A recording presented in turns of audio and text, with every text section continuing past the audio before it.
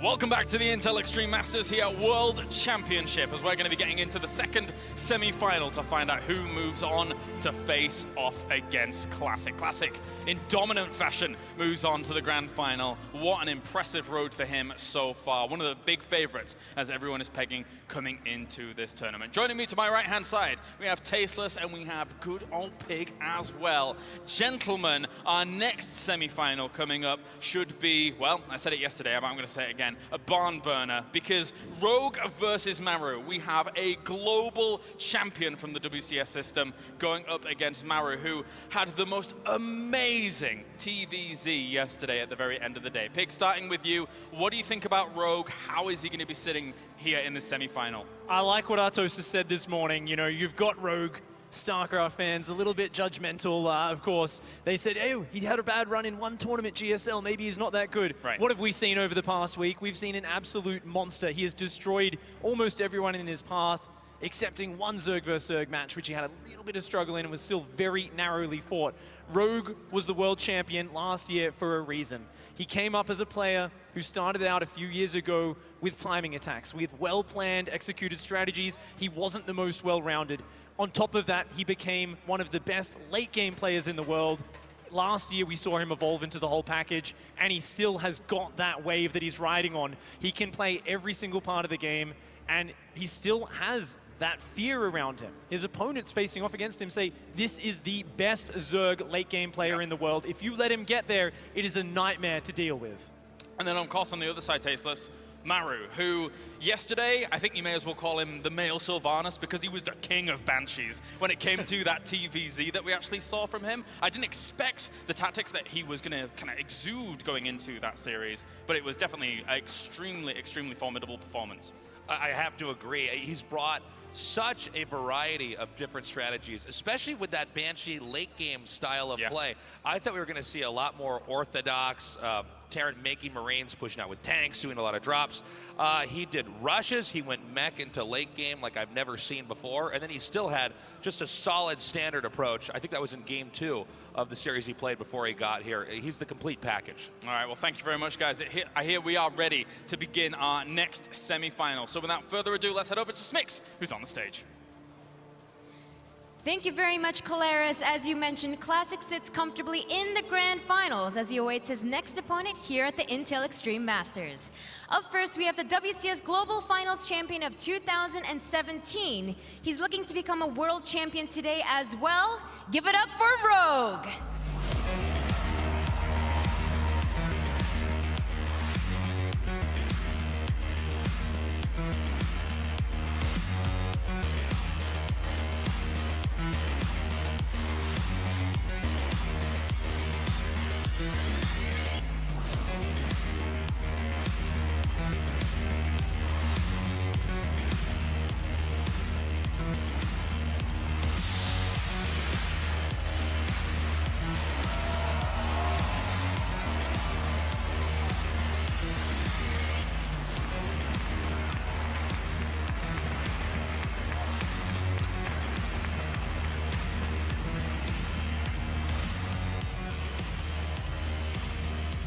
Facing Rogue is the final Terran. He is an OSL and SSL champion. Give it up for Maru!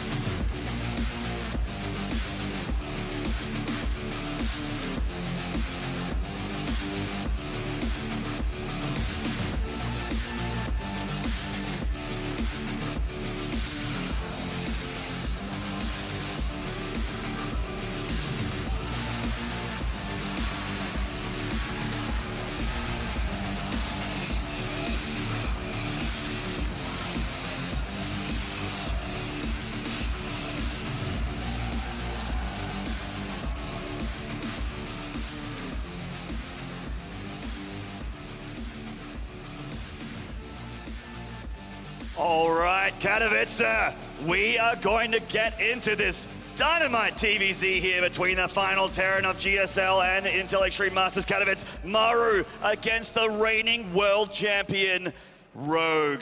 Rotterdam, thoughts on this series, my friend? The Terran Hope going up against our global champion of 2017. It doesn't really get much better than this, Maynard. I know everyone is really excited for this series. We've seen some absolutely amazing TVZs over the last few days, especially coming out of this young man. It's going to be awesome. I'm so excited. It's going to be probably a little bit of a weird series as well. As you guys can see, they're wearing the same uniforms. These guys are teammates, and teammates obviously know everything about each other. That's right, they know each other very well. It's going to be hard to hide secrets against each other. Rogue, of course, saw Maru's games yesterday and vice versa. It's kind of so hard to predict here who is going to come out on top, and that's why I'm so excited to get into game number 1 here. In the bottom right, the world champion from Jidder Green Wings, this is Rogue!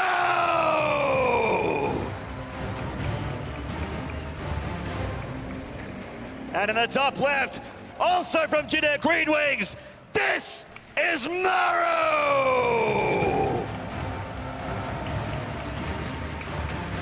Acid Plant going to be our first map for hopefully what proves to be an epic best of 5. Kind of a big map, one of the larger maps. Now that doesn't necessarily mean we always see long games as we saw in the previous semi-final. But in this matchup, as long as Terran builds everything at home, this often does mean that things will go into the later stages of the game. Yeah, certainly. And we saw a very interesting TVZ play out of Maru yesterday, going for Sky Terran Roddy. Something I haven't seen in a very long time, certainly not at this high level. Like, I've seen people meme the build on their ladder streams at home. But in the semi-finals of IEM Katowice, I don't know about that. The Banshee control was impeccable. It was awesome to watch. But what perhaps was even more impressive from Maru, and is what has truly set him apart from the other Terrans in this tournament, is the way he's able to control the 200 supply Terran army that consists of those air units, of the Ravens, of the Liberators, but above all, the Ghosts. I think Ghosts are incremental in late game TVZ. If you can get enough of them out there, there are very few Zerg armies that can actually contest that. But the problem is, it's A, hard to get there, and B, it's very, very hard to properly control your goals. Positioning is everything, but Maru seems to be an absolute master of the unit. He certainly does, and so was TY, but Rogue always hit at a timing before there was too many ghosts out for TY. He was trying to get to that army that you're talking about, Rotterdam, and Rogue would never let him get there, always crushing him with an overwhelming supply of Zerg units before getting into the ultra late game. And Maru is coming in with his first SCV, just seeing what's up, making sure the Natural's coming down in a regular spot. Of course, Rogue can proxy hatch in this matchup, so it's always good to scout as soon as possible. I just want to say that it is awesome to see Rogue in these semi-finals, though. People count people out so quickly these days. He was on an absolute roll in 2017, winning tournament after tournament after tournament, winning the biggest of them all, and you lose one series in the round of 32 in a Korean tournament, and suddenly you're not all that anymore, Maynard. Suddenly you're not on top of the game. Well, Rogue has proven us that he's still very, very relevant this week. It's funny when you think about it. Oh, Rogue lost some CVZs. I guess he's washed up, guys. Yeah. But he did also mention in one of the interviews with Smix that he did say he took a little bit of time off after the global finals. Obviously, if you put in an insane amount of work, everyone deserves a little holiday every now and then. This is looking like a 2-1-1 here from Maru. A bit of an old school build, going for a medevac drop. You got the factory down here, although it may not be. This could actually be a switch over into Hellions, but as I say that, there's Stim, there's a couple more Marines. So it is starting to look more and more like the 2-1-1 drop, which is a very, very old timing attack build from Terran. But it can absolutely work because not every Zerg expects this anymore. And of course, Maru will know Rogue like no other Terran out there. Rogue is having Overlord speed on the way. It's going to finish up in 5 seconds. And that's going to give Rogue a pretty good idea of what he's going up against. As soon as that Overlord will fly over these barracks and over this factory, he will be able to put 2 and 2 together very quickly. And he will be able to start getting ready for this attack. He hasn't gone all the way in yet, though. Those Marines from Maru doing a good job in hiding it. But the fact that he sees the starport, sees a reactor building in this phase in the game, that kind of tells Rogue everything he needs to know. He doesn't even need to see the tech lab, Maynard. Yeah, definitely not. He's going to start continuing to produce queens here, may even start to throw down spore crawlers. Generally, Zergs, when they were really worried about this, would even drop baneling nests to make sure that they were safe as possible. But Rogue can definitely cut that corner. A lot of Zergs don't need that these days because they know how many lings they need. They know the timing it hits, around 5 and a bit minutes. And usually with a good queen count and a good number of lings and a good engagement, that's all they need. Yeah, he's getting +1 carapace for the Zerglings as well. That's going to make them a little stronger against these his Marines. They'll survive just a little bit longer. So Rogue, even though he didn't see everything, he knows enough. Takes care of the Reaper as well. And that's going to be nice. With 3 Queens being this active in the creep spread, it is going to be very important for Maru that he's going to be able to shut this down. Would he love to kill some drones with his first double drop with Stim? Of course, if you can get drones, that's always the main prize in this phase in the game. But it is going to be very important that he keeps the creep in control. That's right, and it's time for Maru to begin his timing attack with Stim. Almost done here for him as the medevacs shoot across the map with 16 Marines in tow. I love, by the way, on the other side of the map, that Rogue is getting +1 carapace very quickly. This is going to scale on to the later stages of the game with these units. They're going to be quite tanky, especially considering Maru's getting Widow Mines as well. Now that's a survivability. That's a lot of Zerglings, and I kind of wonder, he's got a little bit of gas in the bank as well. There goes that Baneling nest. I actually think that Maru is going to have to worry a little bit about a potential counterattack from Rogue that could be devastating, because Rogue is producing a lot of units, he's got a strong economy, and he's not tacking up yet, Maynard. Certainly not. We're going into Maru's first-person camera here. The drop denied in the main base, but he is going to just use this drop to have a presence on the map, maybe make a few more units out of Rogue here. With Overlord speed out as well, it's potential that he moors one of his Dropperlords into an, or one of his Overlords into a Dropperlord, as we see more skirmishes between these Marines and Zerglings, because the Queen count is very high. Yeah. Zerglings, Banelings, and Queens on Terran's side of the map could be devastating in this phase in the game. Certainly. Often it's with Roaches or just a ton of Lings, but Baneling's going to be potentially even more devastating against this bio composition of Maru. And he is just continuing this drop play here. We're seeing Maru getting ready to transition into more production and a third base. So many Queens still here at home for Rogue. Yeah, the Queen count's still very high. Maru is not overcommitting, not taking too much damage on his medevacs either. You can see Maru once again pushing back this creep. He knows it's going to be very important, especially denying creep on the right side. It's going to allow medevacs to actually enter the main base. Wow. The Zerglings are out of position. We've been on the first person view of Maru for quite some time. He does spot a couple of Lings there, and he spots a macro hatchery as well. Oh, Widowmine! Doesn't connect as well as I thought with the Lings, and the Banelings connect very, very well with the bio there. So he has to pull back. It looked like Rogue sort of had that Spore Crawler, and he's like, all right, he won't dive past the Spore Crawler, but Maru, he's a madman, goes straight in there, unloads all of his Marines, and does a good number of damage. Now that we're seeing the bigger picture here, we're seeing that Rogue's drone count isn't incredible. He's not that far ahead of Maru, and once again, as is generally in this phase of the game, Terran is ahead in army supply. He did manage to go up all the way to layer, though. He already has his Hydralisk then being thrown down now, and even starts up +2, so he's not going to be crazy aggressive early on, so it's important for Maru that he does keep this economy in check. He doesn't have to worry about any sort of a counterattack just yet. And I think he's not doing damage, but at least he's keeping Rogue in check. He's also keeping the creep spread in check as well, scanning and shaving away the creep on the right and on the left. Getting a little deep there, taking a lot of damage on that medevac. Rogue picks up as many units as he can and gets out. I love that he's keeping this presence alive with double drops on each side of the map, trying to push back the creep, making spanning a little bit more awkward for Rogue. But of course, when the Hydras start to hit the floor here, it's going to be tougher for these medevacs. Hydra Ling Bane is a very popular composition against Protoss, but can also be devastating against Terran. It's actually one of the main reasons why Terran stopped playing Bio for a while. They just felt that it wasn't doable at one point. It is incredibly important to have a lot of tanks. One of the medevacs did get sniped, but Maru really wants to get a cancel on this port base, and he gets it. He gets it and gets out. Most of the Marines and one of those medevacs still alive here. Now he's transitioning, looks to be out of Widow Mines and getting into tank production. That is the way to deal with Hydralisks here. A lot of Terrans will get that second factory at some point in the game as well to make sure they have as many tanks as possible to be able to engage this army. Decent enough connection there on the Marines, but the Widow Mine seems to be keeping his units alive for now. Yeah, looks like a lot from Rogue though. Oh, that Widow Mine, beautiful for Maru. Still a lot of these Marines alive. He can kill this Queen and keep pressing the issue. These Banelings can be targeted down. The Banelings do connect with a couple of Marines, which is actually very frustrating for Maru, because I think he could have done even more there. At the same time, Maru being active, but a lot of Lings in the main base. The Lings have run through the natural here of Maru, and they are starting to clear up these SCVs, but Maru looks like he might kill this hatchery, and he does! Wow. Big pick up there on the other side of the map as well for the Terran. I think there's a couple of Lings somewhere in the main base of Maru. It's important that Maru keeps an eye on it, that they don't morph into Banelings. That is something that Rogue has done multiple times, but there was a supply depot in the corner. So even if Rogue wanted to do that, it was going to get spotted. I actually like these trades for Maru. He's done a phenomenal job in denying the fort base multiple times in a row, even getting a kill the last time. And that's bad for Rogue, because Rogue needs that 4-base Zerg economy. Yeah, if you're trying to go up in a hive and get those scary tier 3 units without a 4th base and without a ton of drones, it's not going to go great for you as a Zerg. We're seeing he's on 66 drones here, although that work account may be dealt with. No, not really. Maru, great awareness here, instantly reacts to the Baneling run by.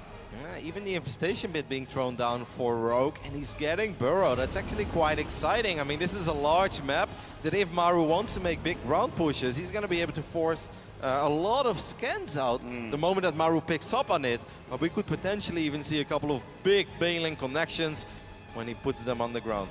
Absolutely, and in true Rogue fashion, he's going very, very Ling heavy here. He loves making tons more Banelings than most Zergs would, and that is very scary for a Bioterran, even one with as good of control as Maru. And as I mentioned, that Rogue just with a ton of Lings here, looking to try and run by the natural again. Maru is rallying his units here. If he reacts quickly, he should be able to deal with this. Yeah, Hive on the way for Rogue, but once again, that 4th base has been delayed so much. He's even getting a 5th base during all of this in the left bottom side of the map. Maru still being very active about pushing creep back. So far, this is a very high-paced game, which obviously is a lot because of the opening from Maru. Rogue is holding his own, but I do think he would have loved to have that base up and running a lot faster than he actually did. Speaking of this expansion from Rogue, trying to double expand here, and Maru making sure it's just a single expand. Burns that one down, forces the cancel, kills the drone, easy peasy, no problem. And these Marines on the outside still threatening Rogue. Rogue's attention split here as he heads towards Hive.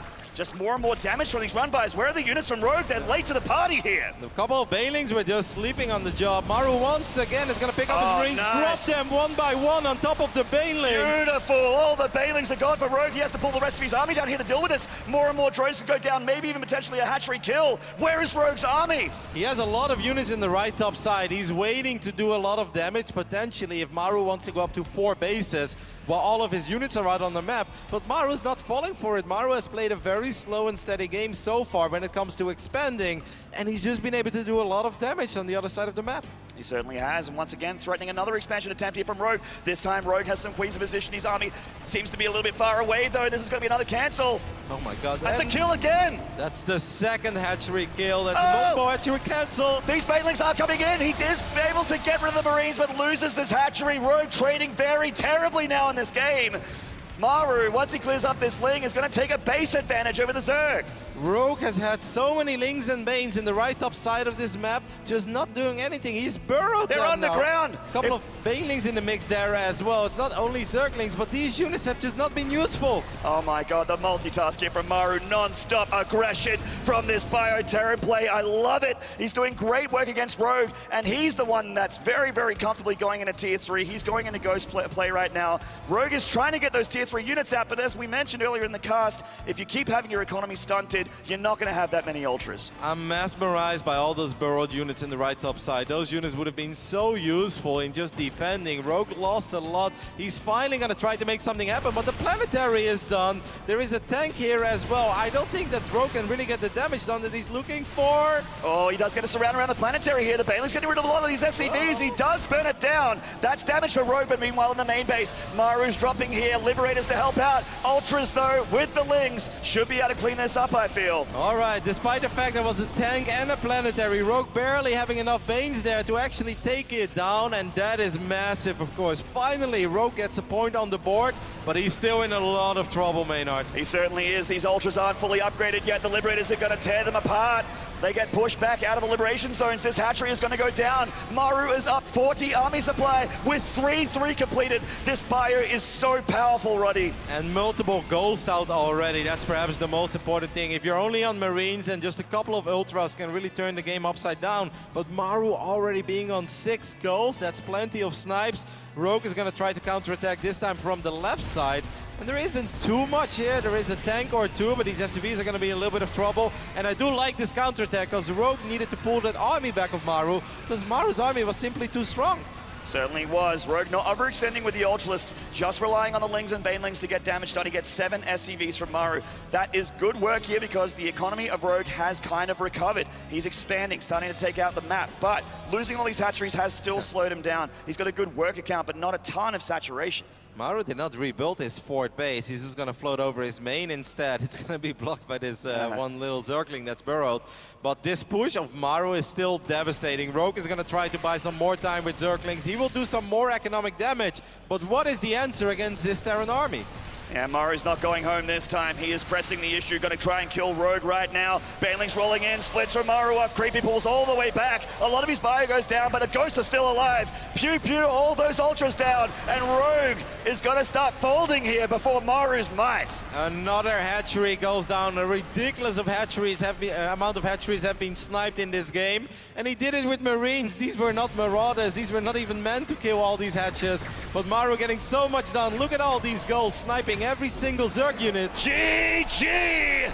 Maru gets the first map here against the global champion Rogue. What an explosive and action-packed game one there. It's got me so hyped for the series. Maru looked fantastic there in game one. Did almost everything right. He was so active with his units. I love the Marine drop on top of the Banelings, you know, triggering all those Banelings to detonate, and that allowed him to take out even that left bottom base of Rogue there. Awesome job by Maru. Rogue, of course, a couple of questionable decisions there. He was inactive with those units on the right top side for a long time, and a few times was a little late in defending the drops of Maru. Yeah, I don't think he expected to take that much damage there. It's very hard to recover from damage like that against someone as good as Maru.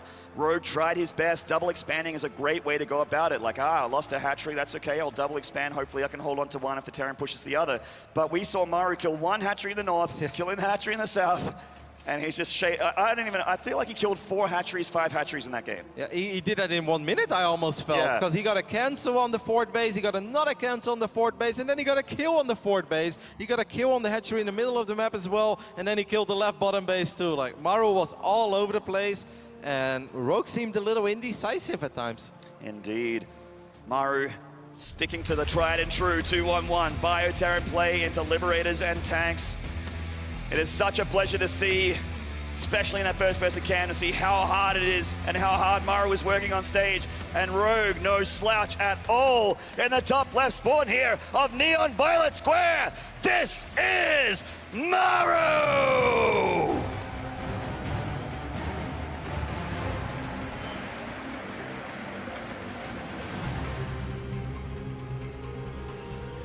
And in the bottom right, all you Zerg fans out there in the arena, make some noise for Rogue!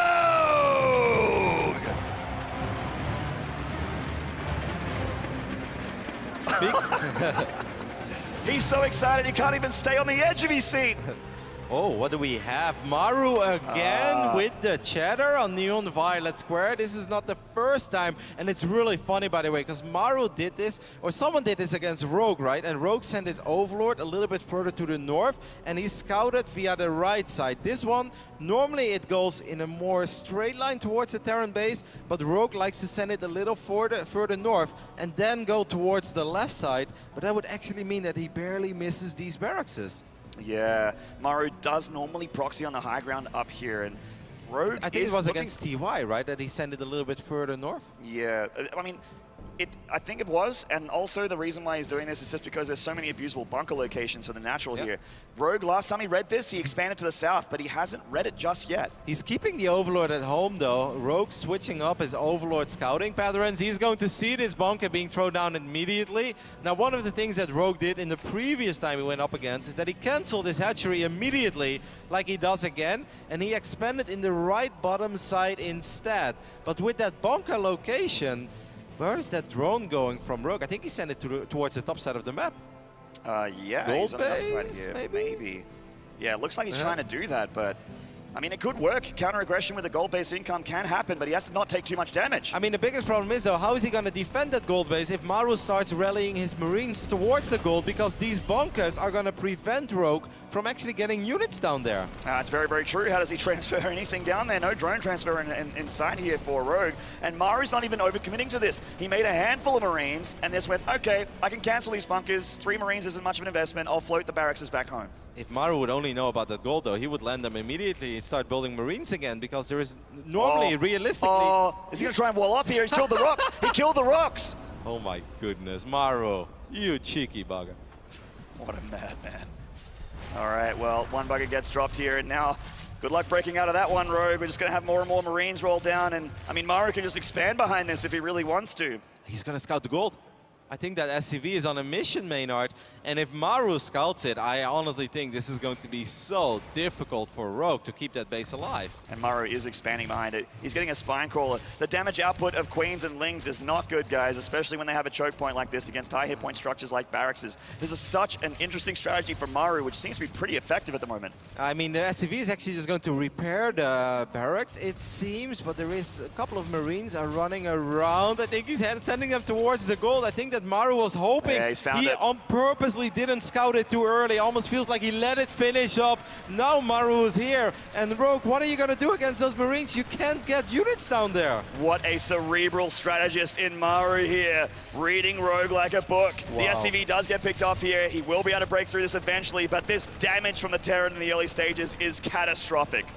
This is a disastrous start for Rogue in game number 2. He's producing 12 Lings at once, but how is he going to get those Lings out of here? The only thing he can do is maybe take care of the barracks. If he can somehow keep the hatchery alive, it's going to be good news, but it's already taking quite a bit of damage. Drones are going down, Lings that spawn over here are going down. And a Cyclone shows up. That's the big boy early game unit right here with those Marines. It's a lot of Lings from Rogue. He broke through one of those barracks. Nice position here for Maru. I think that he might actually be able to save this hatchery. He's going to be really, really close here. Wow. He does save it. Very important for Rogue to be able to save that hatchery. Critical moment in this game. He can start to recover if he doesn't take too much more damage. Yeah, he's obviously behind economically, but he does have access to those gold minerals now. Instead, he's actually just going to produce more Zerglings. Rogue is going to try this game to actually go for a devastating counterattack and straight up win the game. But Maru is already producing Hellions, and he's going to spot all these Lings, and I don't think he's going to stop building Hellions, but he is floating out the orbital, and this could potentially spell danger for Maru. If he has his army sitting complacently and gets caught, he could absolutely die to this Ling Bane attack from Rogue. But with a Banshee and with a good number of Hellions, targeting down the Banshees, the Hellions dealing with the Lings and starter stepping, you can definitely hold. He really needs a Hellion number 5 and 6 as well. Yes, he's queued them up. It almost feels like he's sort of expecting this, but he hasn't seen it yet. The Hellion control is going to have to be on point. If these Hellions get surrounded, it's curtains. It's all over for Maru.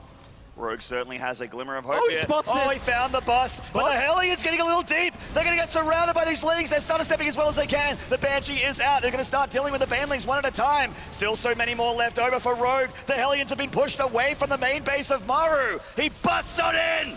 There are still 2 Hellions here that could potentially micro their way out of it, but there are 4 Banelings. Lots of SCVs are going to go down, and Maru actually doesn't have too many, so losing 11 hurts. He gets the Hellion there too, and that's massive. Huge damage here from Rogue. Both players on around equal worker count, but he's on top of the production, killing things as they come out. Oh, he's repairing the Hellion. Maru keeps his Hellion alive.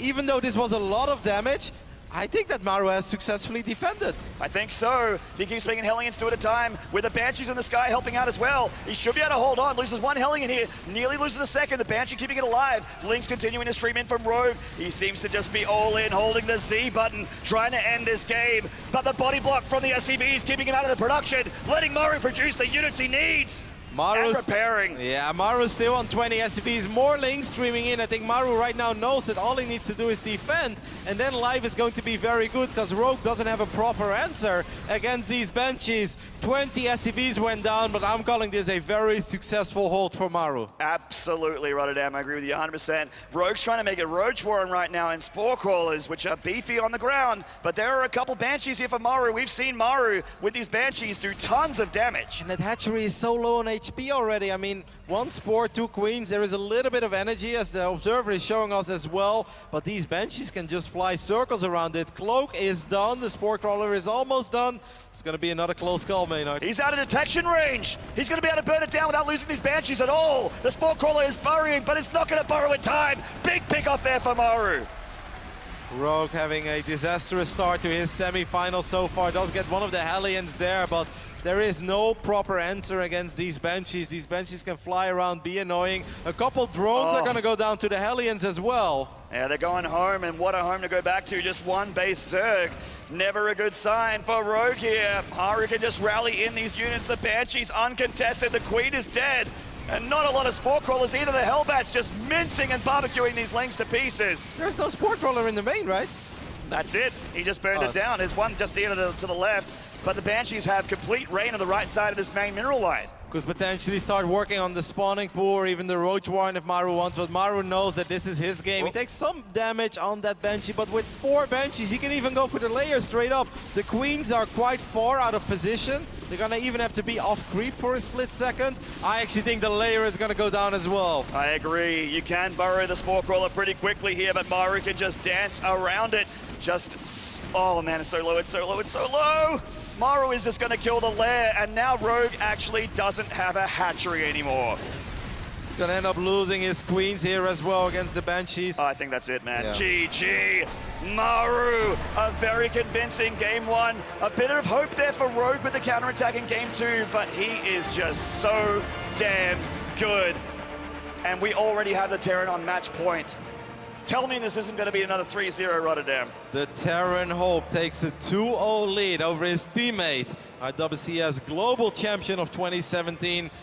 Oh, Maru executed almost everything so well. I was worried for a split second when his Hellions were forced to go towards the low ground, because that's always awkward as a Terran player. If your Hellions are on the right side and Zerglings are in the middle, microing becomes a lot harder. But he kept them alive for a long time, he bought a lot of time with his Hellions as well, and he never stopped producing Hellions. So even when he ended up losing 1 or 2, it's okay, because he always had a Hellion or 2 to fall back on. Yeah, indeed. I still believe in Rogue here. He's obviously incredibly good at this game. It's very hard to look good when you take that kind of damage in the early stages of Starcraft. A player as solid as Rogue, still hard to look good when you're taking so much early game damage, losing hatcheries in game 1, getting bunker rushed in game 2, getting contained with the barracks, and then having his Baneling aggression on the other side of the map barely held. And I mean, even the fact that he was forced to play like that, right? Because his gold base was scouted the moment it was finished up. So canceling was not an option anymore. And obviously, even if he would cancel it, he'd still be in a disastrous position, because there's only so long you can be on one base as a Zerg against someone like Maru. That's right, and let's see if he can fight back. If you want to see a map here, lend him your energy. In the bottom left, this is Jinner, Green Wings, Rogue! He has made remarkable comebacks before, though. He was down 0-2 against TY at the Global Finals. Let's see if Rogue can get the job done again. And in the top right, currently on match point, Terran fans, give it up for Maru!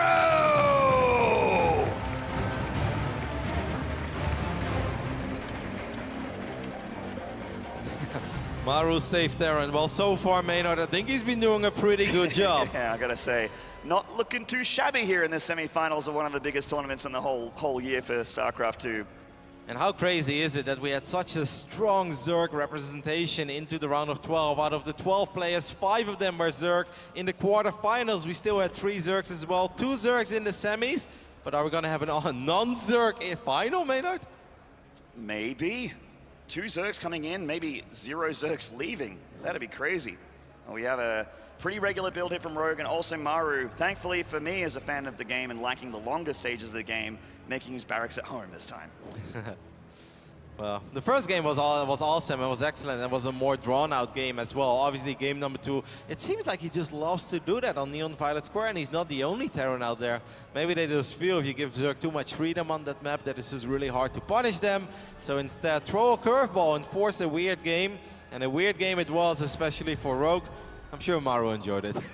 Yeah, indeed. He's feeling good about his situation right now. Very, very comfortable. But you can't rest on your laurels. I've seen 3-2s get reversed more times than, I mean, it's happened in this tournament. Yep, and Rogue has done it on the biggest stage as well, right? The semifinals of the WCS last year against TY. He was down 0-2, and things were looking really grim. It really didn't feel like he had a proper answer against the way that TY was playing. So he's done it before, and that must feel good. It's definitely not a hopeless scenario yet for Rogue, but our global champ is in a lot of trouble. Yeah, he certainly is. Pretty regular opening here for Maru, though. Just going for a reacted Hellion opening. And Rogue just going to hold on to this Reaper just with a little bit of Queen micro. Maru not getting a ton of information just yet.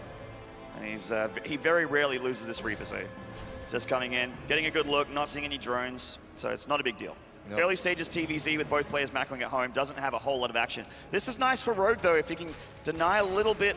Oh, Oh, doesn't get the SCV. One Marine here, but 4 Lings though. He's actually going to be able to get it All before right. the command center finishes up. So he's going to throw the build order from Maru off for a little bit.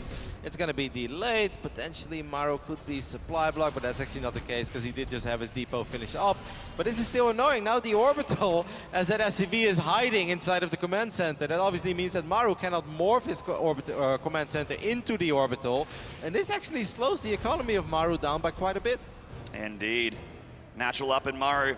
He turned that into an orbital shortly here. He's making an SCV on it. It's kind of funny to see. Normally, it's just an orbital immediately here, and he is just going for a 1-1-1 composition here. As we see the Terran buildings floating around. Tech lab on the starport. It's gonna be a Raven first.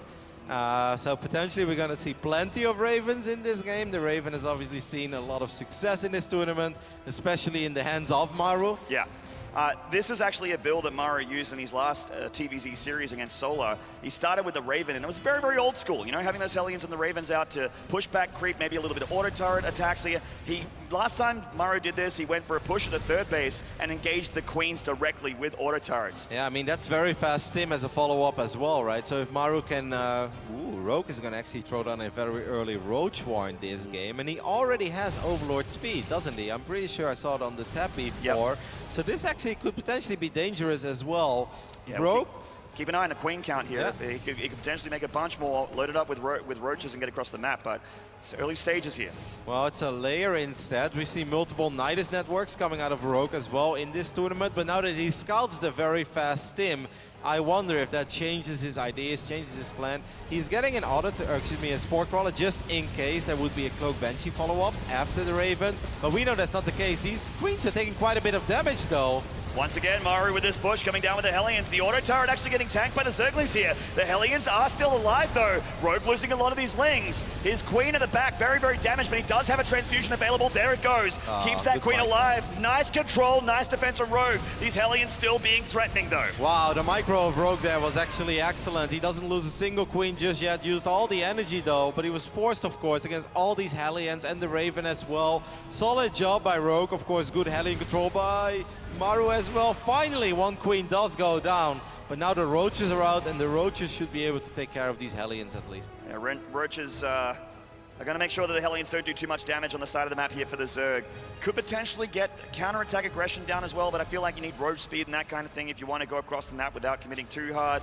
1-1 and Stim nearly done here for Maru. 1-1 just started, and he is just going straight up Bio Terran again, which I'm pleased to see. Yep, Rogue is going to try to get the economy that he wants. He's going to throw in there 6 more drones in the mix. He's going to bring him close to 60 workers. And of course, we've got that hatchery on the way as well. It's another macro hatch, just like we saw on Acid Plant. Liberator shows up in the main base. He's going to be able to get probably 3 drones in total. No, he actually unborrows it. He doesn't want to lose the Liberator. The other Queens are still out there somewhere. Could have potentially intercepted it. Yeah, I think they're at the third. Yeah, sleeping on the job. Come on, ladies, you got to work hard here. Your boy is down 0-2.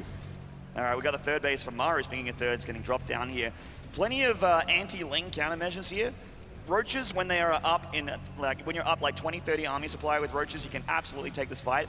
But once the tank count and the bio count gets upgraded and high in numbers, Roaches really don't trade very well. You need those Hydras at some point. Yeah, we've seen some very powerful 1-1 Roach timing attacks though, and with 4 Overlords being produced at once for Rogue and quite a bit of money in the bank, that's a lot of Roaches on the way. That's 10 additional Roaches. There's a good chance that Rogue is gearing up for a massive Roach attack, because I don't think he's expecting a big attack of Maru at this point, as the Liberator is going to actually be taken out as well. The Queen will take quite a bit of damage. Trouble, actually. Oh, taking a bit of damage here from that Spore Crawler. A couple auto turrets do get pumped out here and are starting to burn down the Spore Crawler. Just Roaches coming out here for Rogue. He's happy with the drone count he's got, and he's going to try and hit a big, scary timing here. And if Maru's on the other side of the map with half his army, he could potentially take a ton of damage. Yeah, losing that Liberator really stings as well, because Liberators are excellent in buying time against these massive Roach attacks. At least the Raven is still alive. The Overseer spots the double drop as well there. I mean, I don't think what do you do as Rogue? He's going to leave a couple units behind at first. He should know that Maru is heading towards the main. But Rogue also knows the longer he waits, the higher the tank count becomes. And you don't want to make massive roach attacks. Oh, he's going to use Contaminate on the factory. That's really actually smart. So sick. Brilliant play there from Rogue. You don't see it every day. That's the name of the game here. Deny the tank count from getting too high so the roaches can just tear through the Marines. Will it be successful? A run by here with the Hellions of Maru. Going for the drones. Looks like he's getting a good number. Maybe like 3 or 4 there, but the roaches do clean them up. Solid hold there by Rogue, I think. I think Rogue just started a decent round of drones, as this double drop of Maru is going to try to be as annoying as possible, but Rogue knows he cannot wait too much longer, and he's morphing a lot of his roaches into Ravagers. Ravagers, of course, have the ability to take care of siege tanks quite quickly with Corrosive Bow, and Maru needs to figure this out as quickly as possible. He sees the Lings rallying across the map here. He knows he's being attacked. Does he have enough, though? Let's have a look for Maru. Is that 1 tank? Oh, he has 2 tanks. The third one just coming down here in the natural. Maru is in a spot of bother here, Roddy. That is a lot of roaches and Ravagers. There is a lot of micro potential in these Marines, though. Maru immediately pulls all the SCVs. Can Maru hold against these overwhelming Roach Ravager numbers? He does get an Armor Seeker missile in the middle there, but they just micro them back. The unarmored roaches at the front are just tanking against these Marines. He's killed so many SCVs of Maru, but Maru needs to take more damage than this to be able to hold on. This 1 tank putting in a lot of work. Yeah. The Ravager's gonna pile it down. That tank did a lot of damage though, and the Marine count is actually climbing during all of this, and with 28 Marines, once again, Maru has already lost a lot, of course, but if Maru defends, Rogue doesn't really have much behind that. He takes care of one of the factories, he's doing economic damage, but can Maru get on top of these Ravagers with his Marines? He's gonna try it here. Even the SCVs coming off the line and try and help out. A lot of them are going down. Rogue is starting to move too far forward. GG! He gets a map on the board, and no 3-0 this time. Damn, the Roaches and Ravagers, too much there for Maru to handle. He still had a tank, I felt, on the high ground there, and he still had quite a few Marines. Of course, he was losing a lot of SCVs, but I mean, we've seen crazier things in the history of Starcraft 2, I feel, Maynard, of potential comeback there. Of course, losing all the SCVs does really sting, and maybe Maru just felt he was too far behind. Maybe he's more confident in one of the other maps.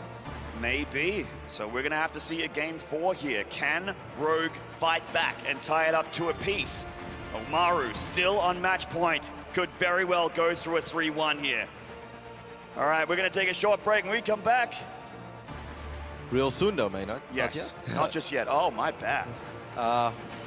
I think actually we're going to hear soon from the boys at the analysis desk as well to see what they have to say about this series so far. Hopefully they are enjoying the games. It is nice to see Rogue get a point on the board though, Maynard. Absolutely. No more 3-0s, which is always great to see. I love TVZ. I love seeing multiple styles from both players. And certainly that's been shown. Rogue has tried for, just regular Zerg play. He's tried for a big Roach timing and it worked out. Does he alter his play to go down that path? Does he stop Maru from spiraling out of control? Does he avoid the late game, which is what Rogue has normally been known for, and just try and end it early? Or does Maru just try proxying again? It's just so hard to predict. Both players have so many tools in the utility belt. Comes down a little bit to the maps as well, of course. As we taking a look at both players, but I think we're ready to hear what the boys at the analysis desk have to say about the games we've seen so far. That's right, 2-1 at the moment here at the Intel Extreme Masters semi-final for our World Championship, joined by Tasteless and Pig again. Pig, so far so good. Maru with a little bit of a lead here, and one thing that really stands out to me when looking at this series is that as much as you can go back as a Zerg and try and study things that Maru might actually present to you, Maru's still able to kind of keep mixing things up and throwing little spanners in the works there. Yeah, I mean, he's always got these just a different way of playing the game, and he came out from the get-go, brought back a really old style, just dropping Marines. Yep. And Rogue was stopping it, and he was defending it, and he was defending it, and Maru just kept coming, and eventually he found the weaknesses in the armor. He started to crack in there. We saw maybe like 5 hatcheries get killed in that game. An incredible way to start the series, and I feel like it set the pace for how it's gone from there. Right. I feel like aggression doing very well for Maru in both game 1 and 2, but Rogue as well, saying, you know what, let's switch it around, let's take control of the tempo, and it seems like, for now, aggression seems to be winning the day. Yeah, and very uncommon, I suppose, Tasteless, to actually see on game number 2 there, the attempt at the block on the ramp, not quite as common as it were maybe 4 or 5 years ago in StarCraft 2, but it certainly causes problems for a Zerg that they're not as used to having to deal with in today's era of StarCraft 2. Yeah, using a strategy like that, it's a little bit anachronistic. I'm kind of surprised to see him actually pull it off, but with Pig talking about the aggression working earlier, this seems to be a theme now in StarCraft 2 2017, and now we're here in 2018, is that it's not always the macro defensive player that is going to come out on top. People are really able to exploit these timing attacks and make them work.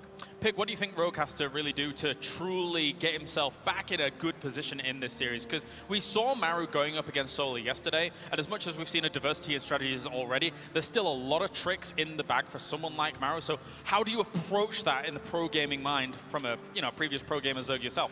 You know, it's definitely a tough one. I think the most important thing is to not get too gummed up in your play. Don't be afraid, stay confident, keep taking risks. If there's someone who's good at that, it's Rogue. We saw it in that last game. Committing to that sort of big Roach Ravager assault, it's a little bit of a risky move. If there's maybe 1 or 2 more siege tanks on the high ground, you don't crack that third base, you're way behind, you're on an army that loses value over time. So I feel like Rogue here has to keep on kind of scouting, but also mixing in these aggressive moves. Don't just stay static. Don't let Maru be the one that takes the momentum and walks all over you. I think Rogue's taken an important first step.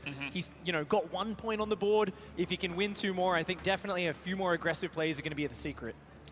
All right, well, thank you very much, gentlemen, as we are almost ready here for game number 4. Let's get into the proceedings of things. Game number 4 here between Rogue and Maru. G'day, guys. Welcome back. Game 4 is about to happen. I can't wait. Rotterdam is a very explosive series so far, very action-packed. Hatchery kills, proxy denials, roach timing attacks. It's had it all so far. There's, of course, a lot more that Terran and Zerg can show us. And we were just talking about it that last game. We felt like maybe there was a bit of potential for Maru to actually dance a little bit more, even though he felt it was all over. Yeah, I'm still a little bit in shock, and I was just thinking about it. Of course, I mean, there was a ridiculous amount of Ravages there, and the army of Rogue was still a lot bigger than the army of Maru. But it doesn't happen often that you see a Terran player leave and they still have 45, 50 SCVs and roughly 30 Marines. He had over 25 Marines, I think it was 28, 29. It would have been very hard, of course, and I mean, if Maru felt it was all over, then who are we to doubt him? But like I said, I've seen crazier things in the history of StarCraft 2, Maynard. Yeah, certainly. And we are finally here in Game 4 on Eastwatch. In the top right, the Rogue fighting back. This is a Zerg player, Rogue!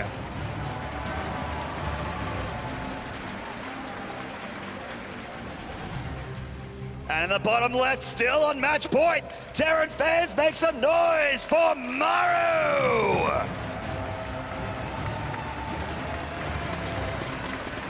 I'm happy to see that we have loaded into Eastwatch. I really think that this map has produced some phenomenal games throughout this tournament, and it's really cool as well to see how it has played out. Even if one player is ahead, and it doesn't even necessarily matter in which matchup, there are a lot of choke points on this map, and because it's such a large map, it sets up a lot of potential flanks as well, but it's easy to hold certain positions in the map, so even if you're a little bit behind, comebacks are possible, and that's obviously something we like to see. Nobody likes to see a map where if you lose one fight, the game is over immediately. Yeah. I'm really starting to fall in love with this map, mate. Me too. It's actually like maps like this, you're quite right, like it makes the sort of death ball one fight StarCraft 2 of old ages sort of disappear. In fact, Legacy of the Void in general, even like I'm remembering like Neeb's match against Serral, you know, the multiple fights all over the place. It's just a lot of multitasking, multiple battles all over the map all at once. And even this map in particular, in this matchup in particular, I remember TY versus Rogue. TY went Marine tank on this map. We saw his first person view, and he just was all over the place in at least 3 or 4 places at once. It's really cool as well to see how players use the rocks on this map. Never thought I'd say those words, Maynard, because rocks have been very questionable in the history of StarCraft 2. But in this match, it's really coming to play in a nice way. Sometimes you see players knock it down on purpose for defensive matters, right? Just to hold the base a little bit easier. But sometimes you also see the opponents use it to their advantage on the opponent's side of the map to knock down the rocks to prevent access from defending forces, and then they're suddenly able to take out the base very quickly. It really works out well on Eastwatch, and it's taken us 8 years, I think, but I think we finally got a map where the rocks have found their place. Yeah, they certainly have. Remember, Classic utilizing them very well against Serral to deny his gold base. Gold bases are, of course, another feature where people had questions about like why do we have gold bases in this game? They weren't in StarCraft 1, but they actually add a lot of comeback potential and also aggressive early game strategies with the gold base. So they do start to get cool here. On this map, I like the way how the gold base is basically positioned as well, because of course it's quite close, but it's actually hard to defend by ground, and you have to worry about those rocks. So you can't just take the gold base and think you're safe against everything, because once again you can either get close out of your natural, or your opponent, you know, can get a very strong aggressive position there. It just makes sense. I really like the way that this map has played out this week, and I think things will only get better. Now, the Reaper there from Maru saw the Lings and the Queens come down this location, so he has a pretty good idea that that's where Rogue is taking his third, and that is indeed the case. And he is going for, looks to be maybe Hellion Raven again here. Oh, actually, maybe Hellion Banshee. Starts the Viking, has the Tech Lab, can start Cloak shortly. Yep, he's going to start off with the Viking. Now, that Viking will most likely get a couple of Overlords, but Rogue is the type of Zerg that loves to get Overlord speed, though. That is a fast layer, Maynard. I don't think he's been going up to layer this fast in his previous games. And Rogue is a cheeky player as well that doesn't mind to throw in a Nidus build every now and then. So we're going to keep a close eye on the Queen count. Perhaps it's for, could potentially be some Spire play as well. We'll keep a close eye on what Rogue decides to do. He's on 3 Queens at this point. He's producing another one. Let's see what Maru decides to do. There is the Roach Warren though. Cheeky, cheeky. We'll see if this works out for Rogue. It is looking like a Nidus here. Oh man. Now this is what I was talking about when we were coming in this game. The timing attacks, the aggression from Rogue worked out, and now he's starting to adopt this into play. Stop Maru from spiraling out of control, where he's able to multitask with tons of units all over the map, deny his 4th and 5th hatcheries, and try and end the game quickly and filthily. And this is of course a scary map for Zerg as well. Yes, they could potentially flank the Terran armies from many positions, but Terran also has a lot of very strong defensive setups on this map, especially with Liberators as well. And it seems like Rogue doesn't want to deal with it, but that Viking, Maynard, is on a mission. And I wonder if Maru spots it, which I think he will with the Viking. Is he able to put 2 and 2 together almost immediately? Well, fast Overseer means fast Flare, and I think it should be able to have the information he needs. It's gonna go down before it reaches the main base though. What a sick scout by Maru. Of course the Changelings could still potentially go. Is he just gonna Nidus? Oh, the door is open! Oh man, if the Lings get vision of the main, he can just drop the Nidus Worm in the main with the vision from the Lings. He could even drop it into the natural if he wanted. There's the Worm from Rogue, going straight up into the face of Maru. Maru has a bunch of Hellions and not a whole lot else. Roaches will destroy this. And the tank is so close to it as well. The moment that tank pops, it could potentially be in a lot of trouble. That barracks is maybe gonna even block the tank. It's gonna force the tank in all these Queens and all these Roaches. And Rogue is in the main base of Maru, and Maru is going to need a miraculous hold. This looks amazing for Rogue. Will the siege tank even make it? It's so close. The factory is gonna go down. No tanks for Maru, and he does not have enough. GG. Rogue is gonna take it to the ace match. Wow, just like that, we are heading into game number 5. Rogue with the comeback in the second semifinals. Spent all this time talking about Eastwatch and the potential late game scenarios. Rogue's like, yeah, that's nice and all, but Terran can be very hard to beat on this map if they get a 4-base setup. So why not go for a Nidus build? Yeah. Maynard, if those Lings are not able to enter the natural, I think this is a completely different game, and I think that Maru holds. Maru finding that Overseer in the bottom side of the map is massive. No Nidus in the main is massive, because then that tank will pop out. You can put it in a good defensive spot as well. The high ground, You can even repair depots for a little while. Maru sort of did everything right, except for his wall off. Yeah, the wall off was the big story here. Having that gap, he's trying to make his 3rd CC as part of the wall, which is nice. But the way that the depots were lined up, they weren't in the correct spot with the grid to be able to block the Lings from flooding on in. Lings only need a little bit of room to sneak on in one at a time. Wow. Oh, that must be so frustrating to lose like that. It really felt that Maru was looking for it with the Viking as well, finding the Overseer immediately. He knew about the Changeling too, of course. I think it would have been so hard for Rogue to make the build work if he would have to do it outside of the natural of Maru, or best case scenario, he runs the Lings up the ramp and he does it obviously in the natural, but even then it becomes a little bit awkward. Oh well, suddenly Maynard, we are heading into game 5. First 2 maps going to Maru in glorious fashion. The next 2 maps going to Rogue with a little bit of aggression. Can he do it? In the top left here, fighting back from Junior Green Wings. This is Rogue!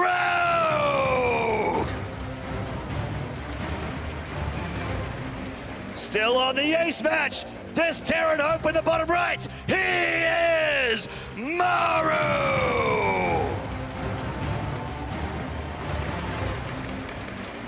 Such a massive game for both of these players, of course. An opportunity to make it into the final, to go up against that scary Protoss player that's waiting there, which is Classic. Of course, the prize difference as well, Maynard. Both of them already secured themselves $25,000 for making it into the semifinals. But if you win here, you guarantee yourself at least $65,000. That is a massive jump. And of course, there is that first place prize. There is, and a ton of WCS points. And also, if you come first in this tournament, you get yourself a seat with your name on it at BlizzCon at the end of the year. Not bloody bad for a weekend's work. Which is always guaranteed money as well. So winning this tournament is obviously ridiculous for any of these players. But the jump from 25 to 65, even if you end up losing the grand finals, it's a big deal, and it all comes down to this single game on Backwater, where Rogue has opened up with the spawning pool before the hatchery. Now this means that he has access to these Zerglings just a little bit quicker, and he's probably gonna rally these Zerglings in a very odd way around the map, hoping to avoid the Reaper. And if Maru's Reaper runs straight towards the main base of Rogue but misses the links, that command center on the low ground is actually gonna be in quite a bit of trouble. Yeah, certainly. This is big already. Like, yeah. That Reaper needs to stay home. If Maru rallies his Reaper in an odd way, Maynard, this is going to be very grim. Indeed, losing that CC would certainly suck. The Reapers. The Overlord spots it as well, so now the Overlord knows where the Reaper is. And the Lings are just going to avoid it. Oh my goodness. Oh man, that's already a bad start here for Maru. Potential CC cancel, which is a rough way to start the game. It slows down your base. It's also minerals down the drain. At least he has a Marine. The Marine can obviously buy a little bit of time. We're going to see Maru's first-person view. He's going to see the minimap, and he knows immediately he's in trouble. He doesn't want to cancel the CC. He's going to pull the SCVs instead. Like I said, he does have a Marine, so he's able to buy a little bit of time, and he's just pulling all the SCVs. He is not thinking about a cancel on this command center, Maynard. And so far, it looks good for this hold here for Maru. He is losing SCVs, but having this command center finish would be huge for him, as Rogue is committing a fair few resources into army here. He dies on the SCV, but Maru saves the CC.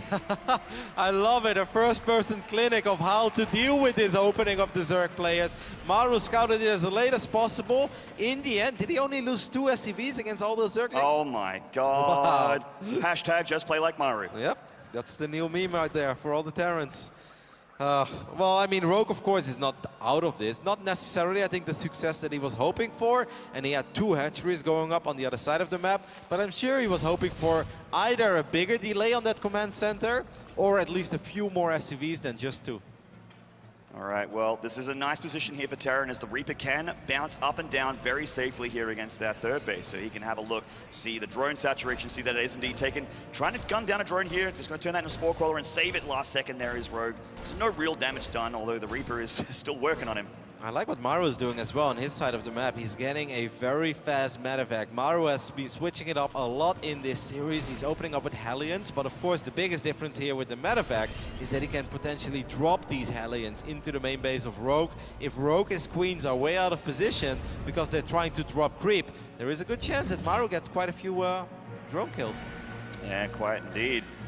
We have double Evo here for Rogue here, so it actually looks like he might want to go into the later stages with the double upgrade structures here. This is so nice, because now Maru with his Reaper and his Hellions, he can spot where the queens are as well. Maru is probably going to pick up these other 2 Hellions too into the medevac. He's going to even distract Rogue with the Reaper in the back of the bottom natural expand for Rogue, while meanwhile hitting the main base of Rogue with this Hellion drop. Let's see what Maru can get done here. The Overlord just catches the edge of it there. Rogue needs to split his forces. The Queens are coming in from the natural. They have a bit of creep to have to walk off here, so it's a bit of a slow journey, but they do make it. Oh, he's diving on these drones, but not finding tons of damage just yet, and even losing a Hellion on the end there, rallied in through the natural.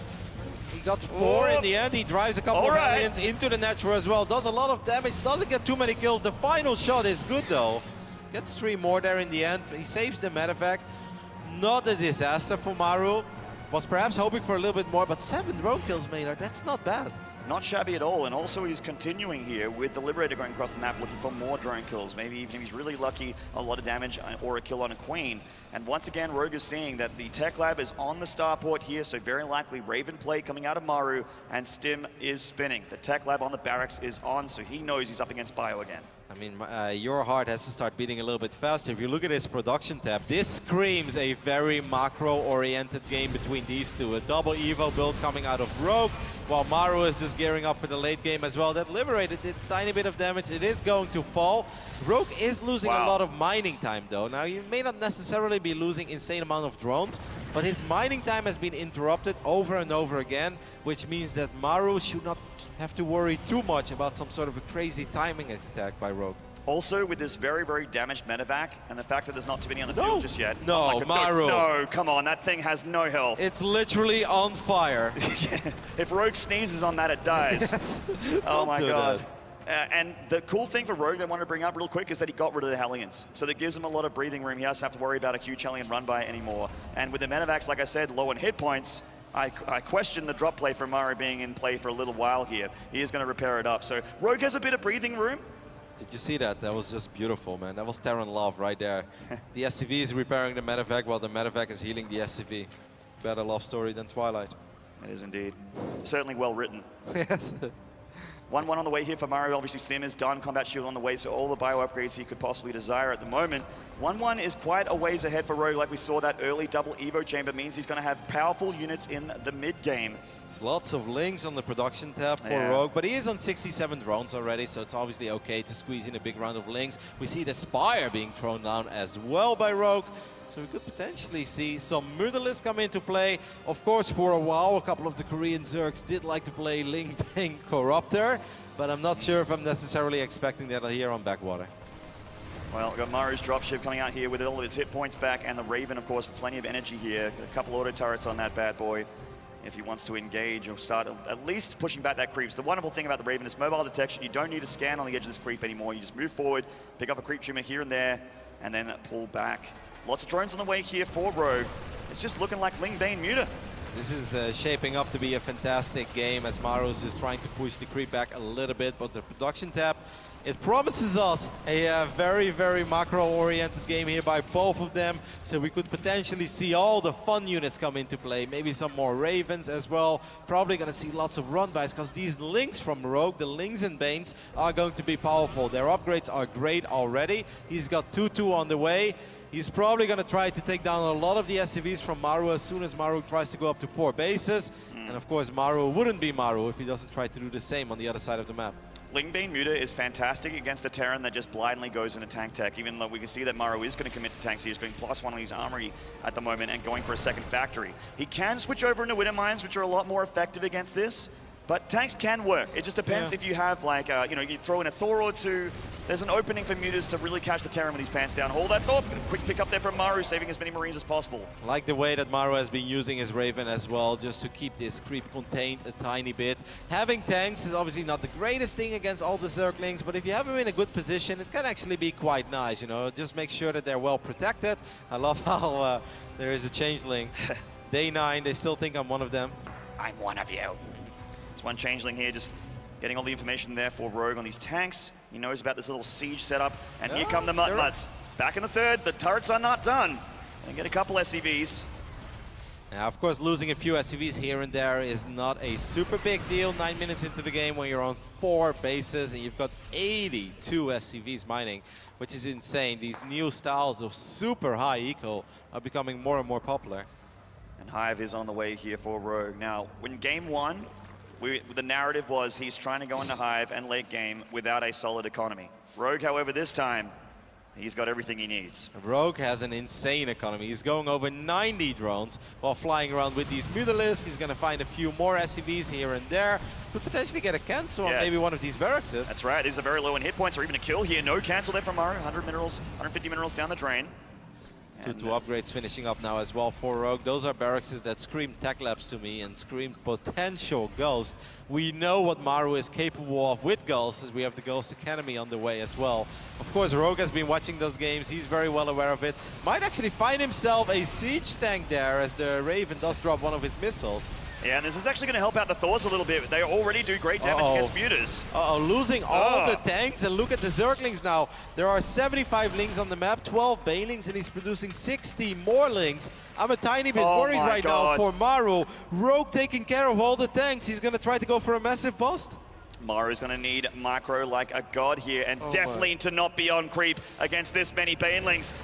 And we see Rogue's first-person camera, and he is going to roll in these little green balls of acid death. Maru's scan is massive there, That's huge. Saw not everything. Well, now he definitely sees everything. Rogue kind of revealing his hand, trying to distract him as well. The Bailing count is insane. You can see him already spreading out his units as well. Maru wishing he would have protected those tanks a little bit better.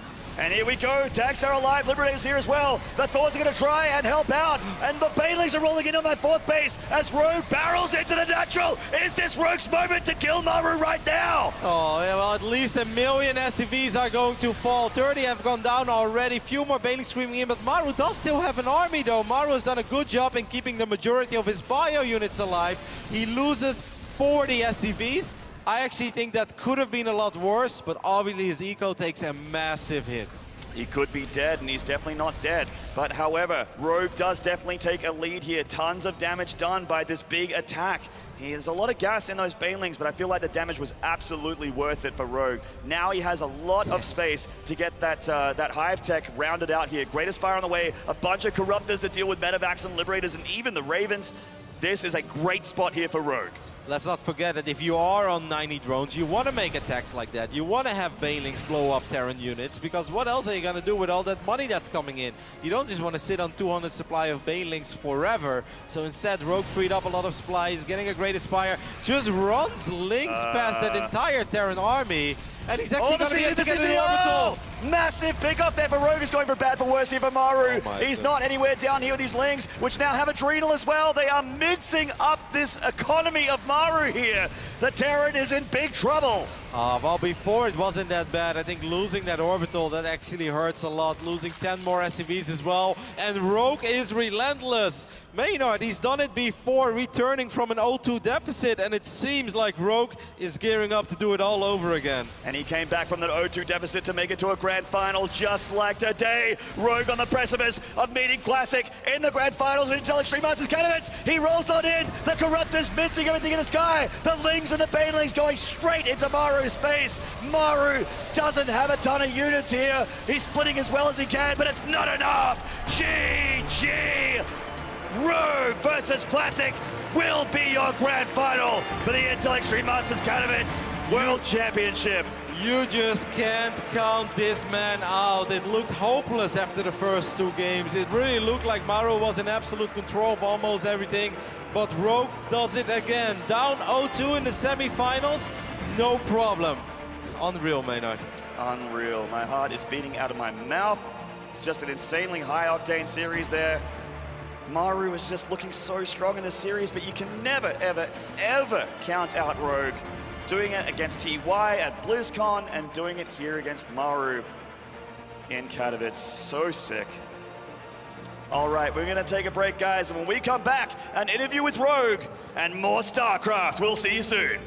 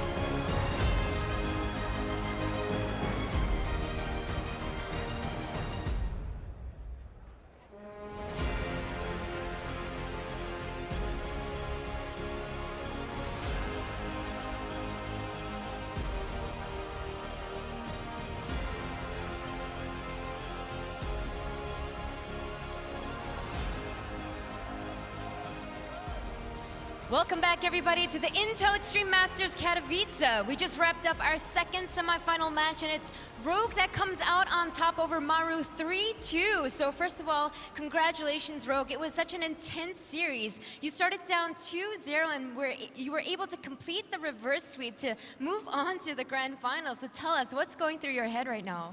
일단 결승전 진출 축하드리고요. 되게 힘들게 진출했잖아요. 그래서 지금 무슨 느낌을 느끼고 있는지 얘기해 주세요. 일단은 상대가 너무 성주가 너무 잘해서 솔직히 그냥 자신 없었고 그냥 마음 편하게 그냥 운영 재밌는 경기 보여주고 싶었는데 후반 운영을 보여주고 싶었는데 그냥 도저히 운영하니까 제가 너무 못 이길 것 같아서 좀 약간 올인식으로 많이 꼬아서 그렇게 했던 게 그렇게 해서 이겼던 것 같아요.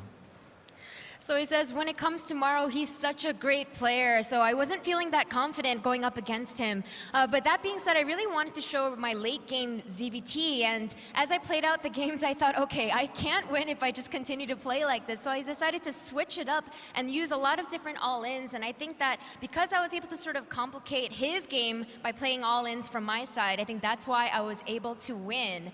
And being down 2-0 is just such a difficult place to start from as a player mentally. Please tell us, what was going through your head before your third map? 2대0으로 불리하게 시작한 게 되게 힘들잖아요, 심리적으로. 그래서 3세트 전에 무슨 생각했는지 얘기해 주세요. 3세트 전에 그냥 마인드 컨트롤 일단 먼저 하고 그냥 솔직히 역수입할 거라고 생각도 못했고 그냥 재밌게 그냥 성주랑 재밌는 경기만 하자라는 생각을 많이 했던 것 같아요. So he says, when I was down 2-0, I just thought to myself, okay, let me focus. Let me just try to gather my emotions. Honestly, I didn't think that I could pull off the reverse sweep, but the only thing going through my head was, let me just try to show the most entertaining series with Maru that I possibly can. And it turns out that that entertaining series turned into a win for you. You are going to the grand finals, and you'll be going up against Classic, who's the best Protoss player right now. So how do you think that match will go? 이제 결승전에서는 김도우 선수를 만날 건데 지금 가장 잘하는 토스 선수잖아요. 그래서 자신 있는지 얘기해 주세요. 일단은 그냥 토스는 다 똑같은 토스라고 생각해가지고 자신 있고 이제 테란전보다 저는 확실히 토스전이 더 자신 있어가지고 지금 되게 자신 있는 상태예요. So I think when it comes to Protoss, no matter who they are, they're all the same to me. And especially rather than Terran, I feel very comfortable going up against Protoss. So in terms of headed into this grand finals match, I'm feeling really, really confident right now. And that's fantastic words to hear. Congratulations again and best of luck in that grand finals match. Let's head back to Claris. It went right down to the wire here as we continue things. Rogue finds himself in the grand final and has an opportunity to call himself a two-time world champion. A very, very big deal here as they'll be going up against Classic in the grand final. To my right-hand side, we do have Tasteless and we have Pig to get things rolling here as we end that series. Pig, gonna start with you. Seeing Rogue being able to make the recovery here in this series, what an amazing performance by him so far. Yeah, I mean, that's what you need to make it through and win a championship. You need to be able to make these sort of comebacks happen. And really, it was just a powerful play from him. He did exactly what he needed to. He said, look, I'm sitting back and I'm getting hammered. He went for the Nidus Worm gamble play, game 4, got a cheeky win. The Zergling sneaking in, the door being down, and that was a massive momentum shift. Game 5, again, a bit of a tricky opening. I love it. There's 6 Zerglings running past, taking 3 expansions behind it. This is just technical, clever adjustments. And the thing is, these aren't the safest plays. They're not the most reliable plays, but they were the right plays against Maru. Yeah. Rogue stayed calm, he stayed analytical, and he made the right decisions. It can't be overstated, really, how strong we've seen Maru through, especially in the round of 8, when he was going up against Solar here. But just at the very end there, was not able to round it out against Rogue. Well, you know, we had a game that went very, very late, and I think we can all agree Rogue is arguably the best late game player that we've ever seen in Starcraft 2. And when he has that kind of fuel on his economy, he's able to just completely smother even a great player like Maru. Yeah, very, very impressive. Pig, looking to the future now, obviously Rogue here going up against someone like Classic. We saw him dominate the one Protoss that he had in his bracket in Hurricane. surely Classic has to be a little bit scared at the moment. It's Classic's first true test, right? We Yeah. thought Cyril was going to be the true test, Right. and he never really got into his own comfort zone. I don't think Rogue's going to be as straightforward for Classic. I think Rogue is incredible in this matchup. He's shown play which is so solid throughout every stage of the game. I think it's going to be a massive test. And finally, I think we get to see, I mean, if Classic just steamrolls and wins 4-0, we know, like, without a doubt, he's beyond the best player in the world right now. He's already looking that good. Yeah. But honestly, I think we're in for a bar burner. A barn burner, as you... Barn bar. burner. We Burn the can bar, burn the burn bar the down. Everything's going to be going crazy. People are going to be smashing bottles. Things are going to be going wild. It's going to be an amazing finals. Yeah, I mean, Tasteless, you casting Starcraft 2 over in South Korea, the amount of time that you do, looking at Classic and Rogue right now, looking at the road that they had to take, two best players in the world right now? I would say so. Obviously, Rogue winning at BlizzCon. I think that's fair to say. He just came out of the biggest tournament result that we've had up until this one we have now. Yep. But Classic, I almost feel like it's Classic 2.0. Where there was a period where Classic was the scariest player in the world, but that didn't last for that long. But the new, very refined, especially with a lot of these aggressive builds, Classic, it's going to be tough. Even if Rogue is an incredible late game player, I don't know if Classic's going to allow him to get to that stage of the game. Right. And we have a best of 7 to figure it out. Thank you very much, gentlemen. We're going to go to a short break now here at the Intel Extreme Masters. And when we return, we have a very special guest before the grand finals. Don't go anywhere.